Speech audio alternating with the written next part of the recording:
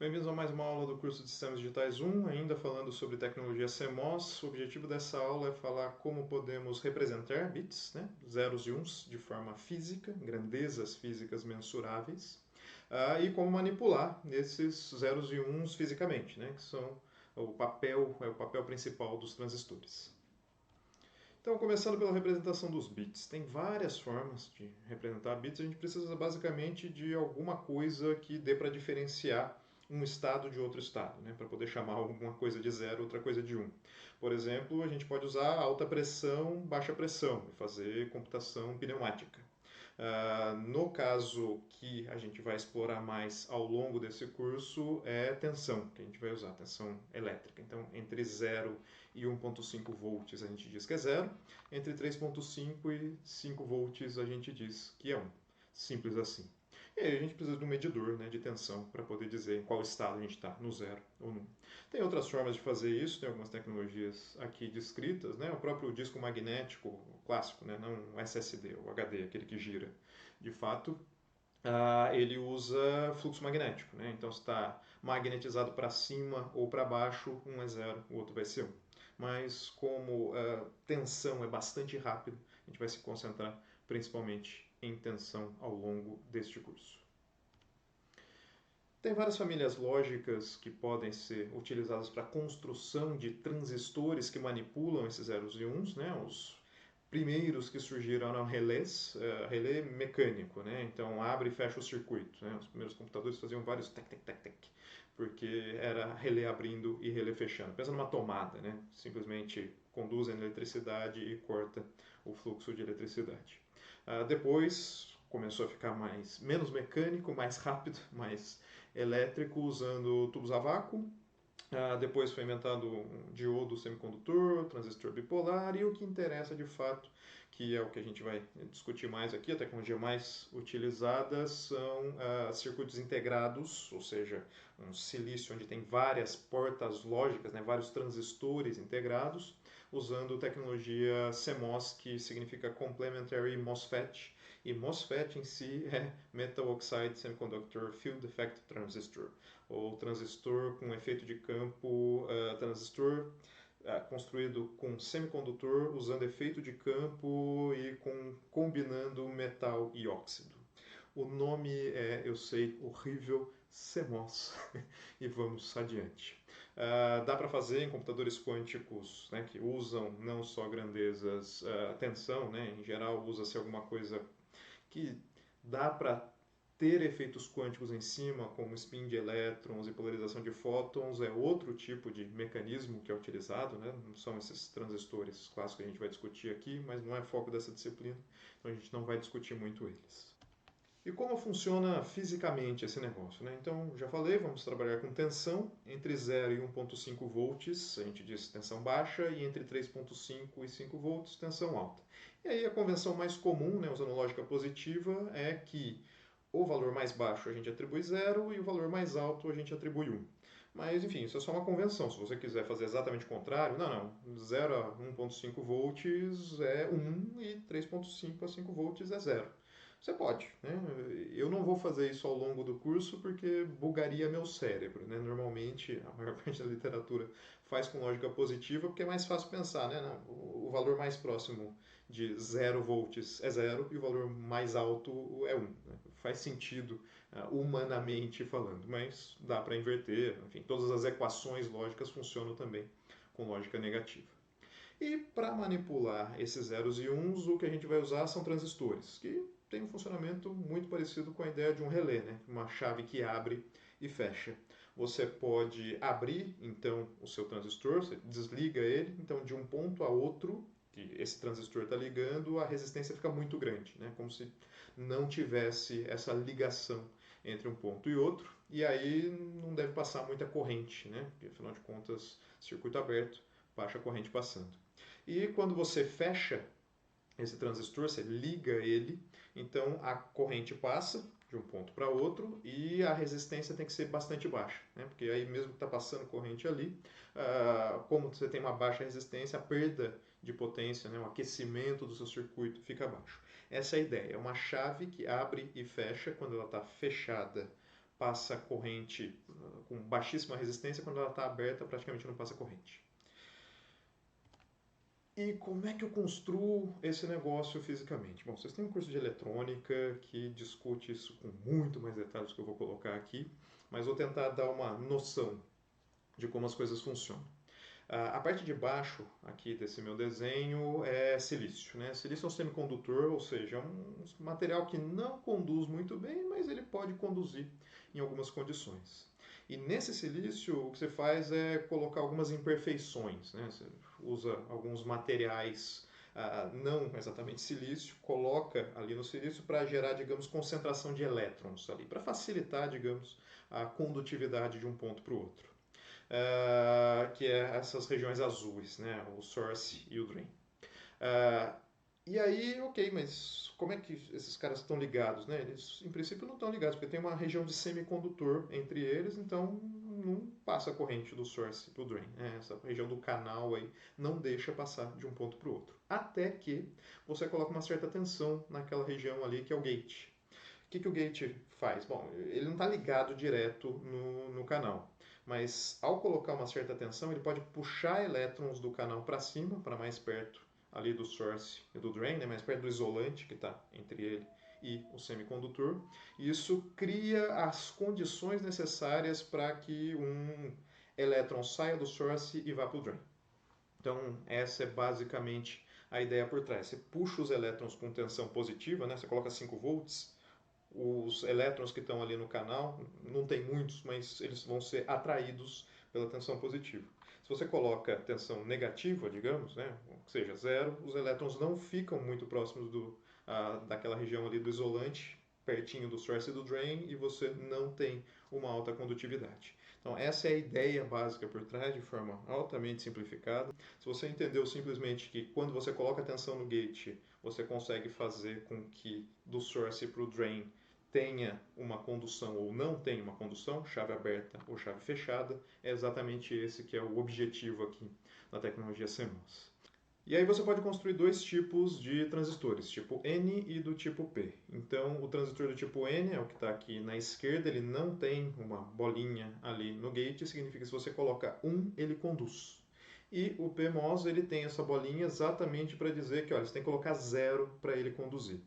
A parte chata é a nomenclatura, tá? Não fui eu que inventei os nomes, desculpa. O N conduz quando coloca 1 e o P conduz quando coloca 0. Mas, poxa, N é de negativo, P de positivo, não seria o contrário?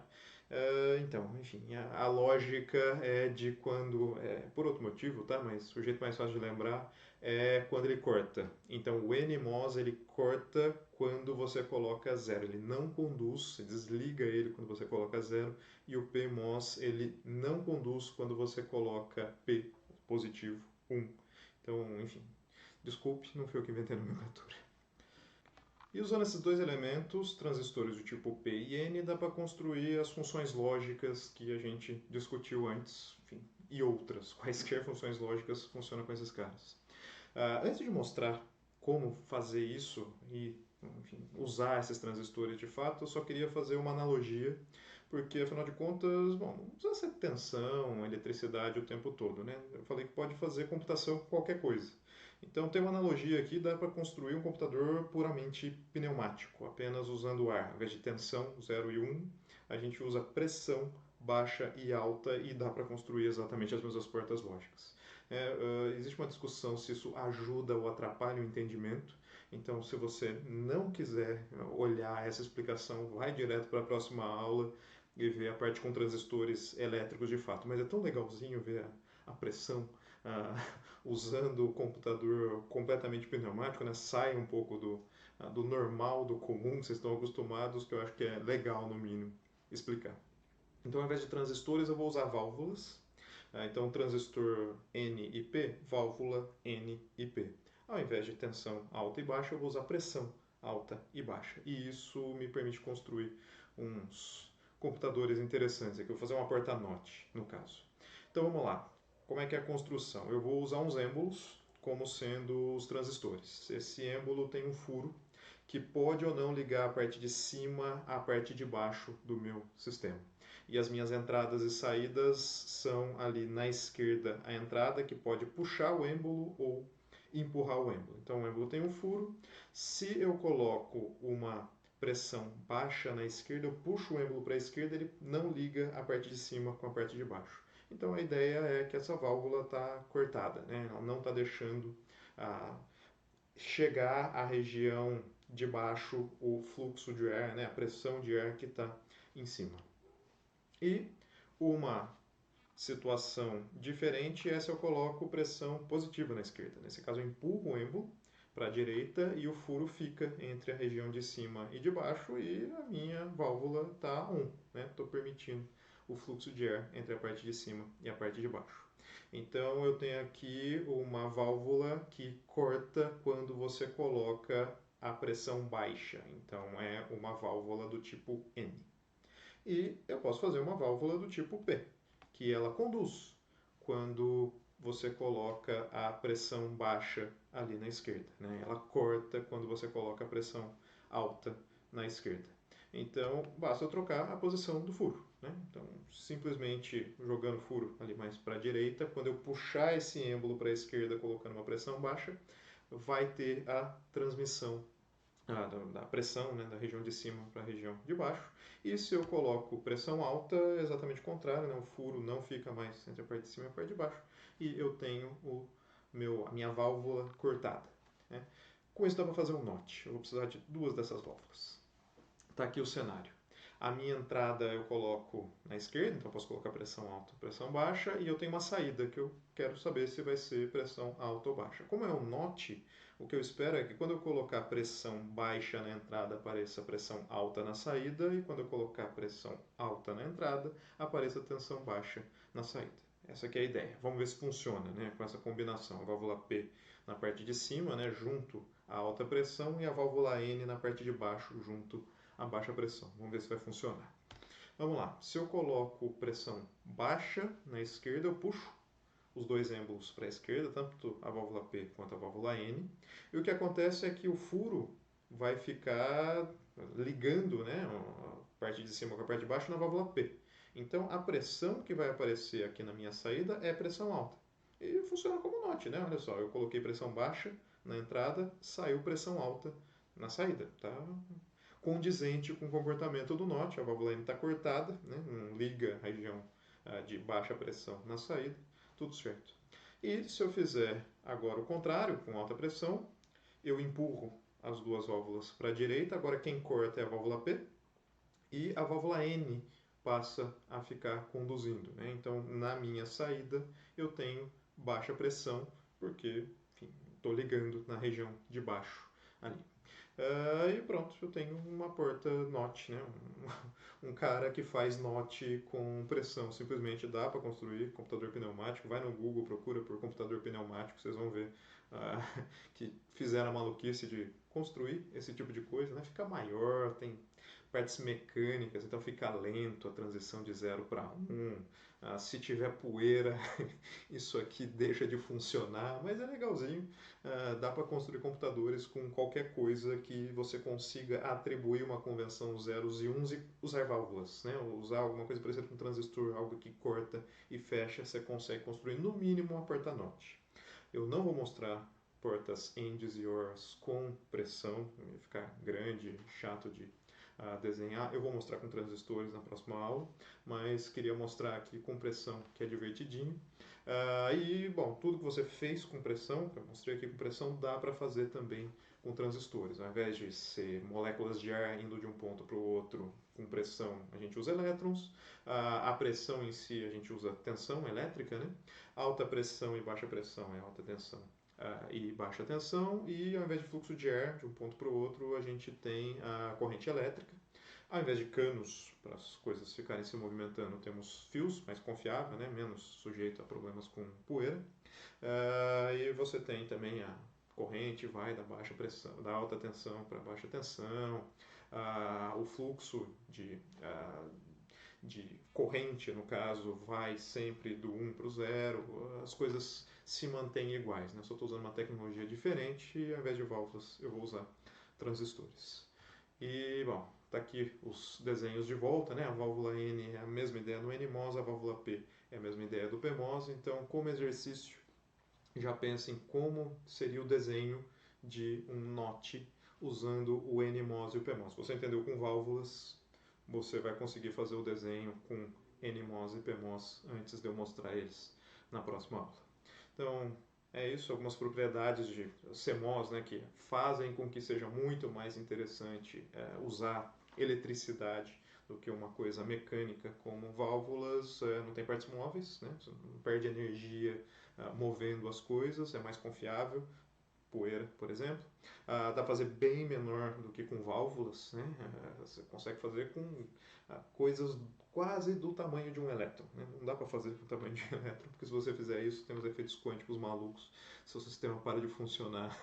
A física clássica para de funcionar se você faz muito pequenininho, mas coisas como 14 nanômetros, extremamente pequeno, dá para fazer ainda sem sofrer efeito de raios cósmicos e coisas do gênero, e dá para fazer bastante rápido. Né? A latência de chaveamento, de mudar de valor de 0 para 1 é da ordem de nanosegundos tranquilamente. Né? Dá para fazer computadores com gigahertz de operação ainda bastante eficientes, né? Sem perder muita energia. Né? Quanto maior a velocidade, você costuma ter maior perda de energia, né? Por isso que hoje a humanidade tem trabalhado muito mais com 2 GHz do que com coisas que já chegaram no passado a 4 GHz. Né? O Pentium 4 operava a 4 GHz e conseguia fritar um ovo.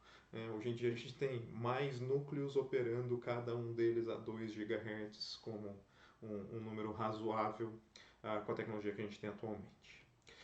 É isso, dessa parte mais conceitual. Aula que vem a gente explica melhor como construir de fato ANDs, ORs e outros tipos de portas lógicas usando transistores.